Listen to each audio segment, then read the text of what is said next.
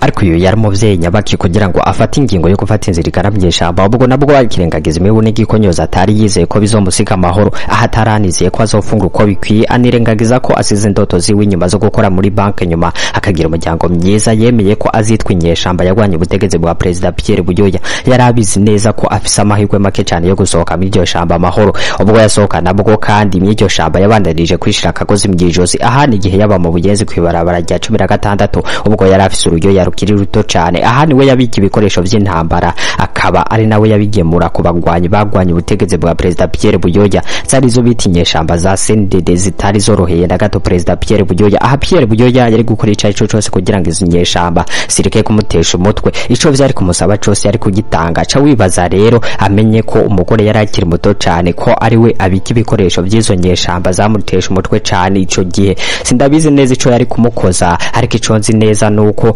ubu iyi nkuru atabari yo ndiko ndavuga ariko kandi burya ukuja mw'ishamba kwa Angeline Ndayishimiye nako iri zina ntaryo yari bwaro nk'ico gihe yitwa Angeline Ndayubaha gusa rero kuja mw'ishamba kwiwe birasa nkaho atari yagambiriye guhita yiyunga ku muhari wagwanye ubutegetsi bwa Perezida Pierre Buyoya inyuma rero y'ukwandikiranira udukete n'umusore yari yarahiye ko ategerezwa gusenyera ubutegetsi bwa Perezida Pierre Buyoya ndavuga Neva canke Evariste Ndayishimiye mu majambo yose aha rero wari umwigeme Angeline yumvise amukumbuye cyane birangira agiye kumuramutsa mw'idonza aho yaba yinyegeje nk'inyeshamba nyene nyuma yo gushika mw'ishamba rero yasanze urugamba umusore bakundana yarimo ndetse n'abandi harimo n'umuhisi Pierre Nkurunziza aha rero Angeline nawe yabonye ko ategerezwa kuzinga agapira akifatanya nabo mu rugamba rutari goroshe yabe na buki ariko rero nyuma yo gusohoka mw'iryo shamba ku rutugu yarafise ipete rya lieutenant kuba umunyeshuri akiga na kaminuza y'u Burundi akabinyeshamba nyuma akabimpuzi akisanga mu buzima butoroshe yabe na gato ariko yaje kwisanga ari umugore wa mbere mu gihugu uwari yakoreye ubukwe mw'ishamba yisanze ari umutambukanyi w'umukuru w'igihugu Angeline Ndayubaha Ndayishimiye wari yakunze umusore amusovye imyaka Evariste Ndayishimiye aka Neva ariko mu nyuma bubaka umuryango myiza cyane ibyo baharaniye navyo babigeze ko ndavuga amahoro uru rugendo ruratangaje cyane rw'ubuzima bwa Angeline Ndayishimiye uno munsi nibwo tugiye kugaruka ko akantu ku kandi ingorane n'ubuzima yabaye mu myishamba kugeza ageze ku gasongero ko kwita umutambukanyi w'umukuru w'igihugu ndakurahiye iki kiganiro kiza kugera ku musozo wifashe ku munwa wumiwe ati uyu yari umufasoni nyabaki ku buryo yasize indoto ziwe inyuma aza kwisangira Neva mw'ishamba iyi nkuru iraza kugutangaza cyane pe Angeline Ndayishimiye niwe tugiye kugaruka ku uyu munsi Prosper numa mu bitabo inshuti nyariko ariko nitwa ndadakwibutsa ko nimburi mushasha kuri cano yamenya byinshi utazi ufata isegonda rimwe ukagera subscribe ukafyonda no kunkengeri waheza nkakubwira ivy'amatwi yawe atigeze yumva handi we gusa ntiza amatwi ngira ico nkwibwirira ndanaguha ikaze mw'ishamba uwo muvyeyi rero nariko ndakubwira Angeline Ndayishimiye yavuze ku itariki 18 ruheshe mu mwaka w'1976 avukira hitwa Kiganda mu ntara ya Muramvya ndetse ni naho yatanguriye amashuri y'intango ubwo rero yiga mu mwaka wa mbere Evariste Ndayishimiye we yiga mu mwaka w'indwi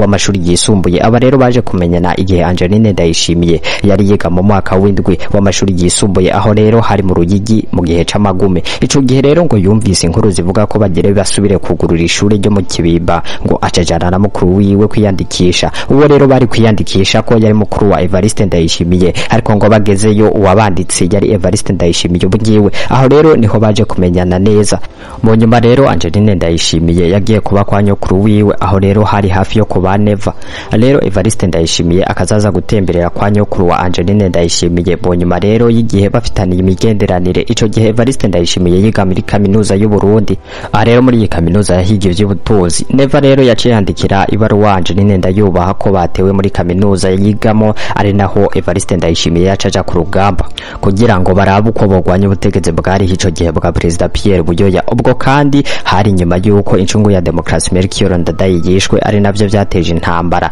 abanyeshuri rero bamwe biga muri iyo kaminuza y'u Burundi baciye baja mw'ishamba na Evariste Ndayishimiye yari mwico gihe aca yinjira mw'ishamba aca natangura imyimenyerezo y'igisirikare Angeline Ndayubaha rero avuga ko yongeye kubonana na Evariste Ndayishimiye mu mwaka w'1996 ico gihe rero Neva yariko ava ikarusi agiye mu kibira ariko ngo bamaranye umwanya urumera kuko inkoho zaciye zasana baca bariruka atawusezeye ubundi umwe wese anyaga amagara bariruka barahunga kuva ubwo haciye hongera hahera imyaka ibiri batongeye kubonana Angeline Ndayubaha yongeye kubona ikete ry'umukozi wiwe mu mwaka w'1998 aho rero yiga kuri Esther aha rero ni naho yaciye yigira inama yo kuja kumuramutsa mw'ishamba aha rero hari mu ntara ya Makamba ndanakwibutsa ko ngaha yarafise umugambi wo kumuramutsa amagasubira inyuma aha rero Angeline Ndayishimiye yaciye yigira umugambi wo kubafasha mu ntambara yahuza n'umuhari wa CNDD-FDD na leta y'ico gihe.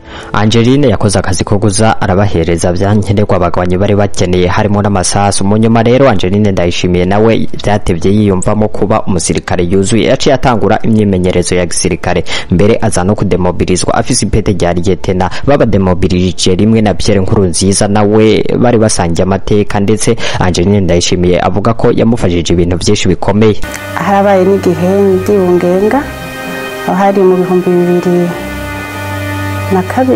niho naciye nibaruka umwana utariki 17 z'ukwezi kw'icenda 2002, ariko ntaribaruka rero igituma sokuru wacu ntashobora no kumwibagira, niwe muntu yaguma antelefona ambaza, nta munsi warenga atantelefone, kubera hari nibarutse mu gihe ibiganiro byari ko biraba bibera Yarusha muri Tanzania.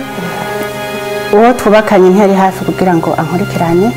Sokuru rero ariwe databukwe, niwe rero yaguma azarambaza buri munsi umuriwe gute, bimeze gute, aza ndamubwira nturibaruka sindibaruka, kandi niwe muntu wa mbere atanguye kumenya ko nibarutse imbere yuko bo twubakanye abimenya. Ni nawe yaciye amuha iyo nkuru nziza iko nibarutse umwana.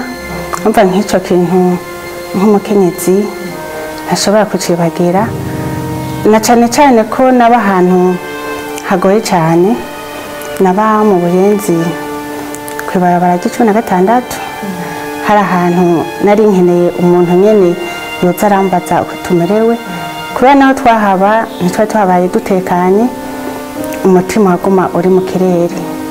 Aguma uri mu kirere, hariho ibikoresho bijanye n'urugamba nakira nkabika nkabashira iyo bari, hanyuma bishitse tugashimira Imana kubera umuzigo twawushikanye. Rero muri ico gihe sokuru yarambaye hafi cyane kubera yari databukwe, naco gituma nibaza ko n'izina sokuru ariho ryavuye, kubera amaze gutanga Samuragwa nacavuga ati sokuru w'Abarundi, kubera yarazi nawe nyine yumva ko ari se wiwe. Rero se we nanjye ni databukwe. Hamwe n'ivyo rero sokuru wacu sishaka kumubagira. Namaze kuvyara umwana aho ndibuka hari mu kwezi kwa kane, muribuka igihe hatera amabombe menshi mu Buyenzi no mu gisagara ca Bujumbura. Ico gihe bari bavuye mu biganiro Yarusha, je nari nzi ko ntegerwa n'umuhisi Salumu. Ico gihe Salumu sinamubonye, ariko Imana iramfasha, hariho umugenzi yari yampaye ikete ndamutangira Kigoma ahantu hitwa mu Jimwema. Rero aho kurondera Salumu, aho nari mfise umwana w'amezi 3, nagiye ndondera uwo muntu ufitiye iryo kete. Rero kubera bari bavuye mu biganiro barandondeye, ndibuka ko umuhisi wacu sogokuru ari kumwe n'umugabo wanje baraye bakanura bagenda n'ahantu hatinjirwa mu busho bwa Tanzania, babaza ko hari umurundikazi ahetse akana gato baba bafunze. Mu gatondo niho bumva ati hariho washikiye mu Jimwema, baca baraza nabyutse sanga sokuru wacu n'umuhungu wiwe bicaye muri salo bandindiriye, kandi wari umunezero. Tuca turavaho rero Ikigoma, tuca turagenda ku rugamba, kandi sokuru wacu ari umuntu yihangana. Aho hose twagendana ku rugamba bo bagenda bazi ko hariho umutego babateze, kandi bawutezwe n'abagenzi babo. Umugabo jewe nako kana ntigeze bambwira na kimwe. Imana yadufasha turashika Imakamba, tuvuye Kigoma tukibona sokuru wacu. Maze kwibaruka yambajije ati ukeneye iki, kubera imigenzo y'Abarundikazi n'Abarundi kuza gusaba biragoye. Namubwiye ko nkeneye omo. Ico gihe pampers ntazo twakoresha amarenje. Namusavye igice, we acagwizana kabiri amahera kugura ivyo namusavye. Ibyo byose ndabimwibukirako. Umwana wanje umunsi wo kumusohora twagize ubanza rukomeye ko gusohora umwana, niwe yamumoye imvanda hama aravuga n'ijambo. ibyo byose murumva ko yari umuvyeyi kandi atwitwararitse, aca yitwararika nabuzukuru zabiwe. Novuga ko nanje nabuzukuru zabiwe. Mungu mukuru rero niwe yamumoye imvanda kandi niwe yavuze ijambo ryo kumusohora. Ikindi naco ntazokwibagira nuko sokuru wacu igihe bademubiriza imuramvya, twayagiriye rimwe muri demobilisation, bandemubirije ku ipete rya Lieutenant, nawe baramudemubirije hamwe na Karumba hadi muramvya twari kumwe uwo munsi wa demobilisation. Numva nk'ico n'ikintu c'inkoramutima ntashaka kwibagira, umuntu twagiye mu buzima busanzwe rimwe, hanyuma Imana iramutera iteka araja mu akita kibanza, hama nanje Imana irantera iteka, murabona ikibanza ndimwo, kandi ibyo byose twese nta muntu yaravyiteze, bwari ubugombe bw'Imana. Ubwo rero yasubira mu gihugu Angeline Ndayishimiye avuye mu buhungiro. Ubwo kandi Pierre Nkurunziza yaramaze kuba president. Angeline Ndayishimiye yashinze umuryango huje abagore bahoze ari nyeshamba ufise umugambi wo kwereka abarundi akamaro k'amahoro na demokrasi mu gihugu. Angeline Ndayishimiye yabaye umutambukanyi w'umukuru w'igihugu ku itariki 18 Ruheshi mu mwaka 2020. Inyuma yaho Evariste Ndayishimiye arahiriye kuyobora Burundi. Kuva icyo gihe rero Angeline yatanguye kuboneka mu bikorwa bitandukanye byo kubaka igihugu afadikanije na Evariste Ndayishimiye. Mu mwaka 2019 yatangiye iciswe Bonne Action mugira neza, hari muri Nyakanga. Biciye muri uyu mugambi yashoboye gukora ibikorwa bitandukanye by'iterambere ahanini bigenewe abagore ndetse n'ibikorwa by'ubutabazi byo gufasha imiryango ikenye hirya no hino mu gihugu.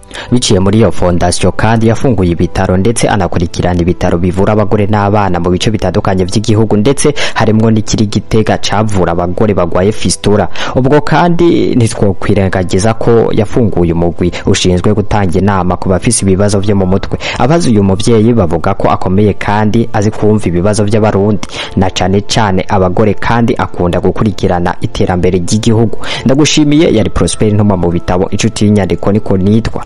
Ndagusaba kugira subscribe kuri channel ya Menya Byinshi utazi kugira ngo uzozora hungukira ubumenyi bwinshi butandukanye. Ciao ciao.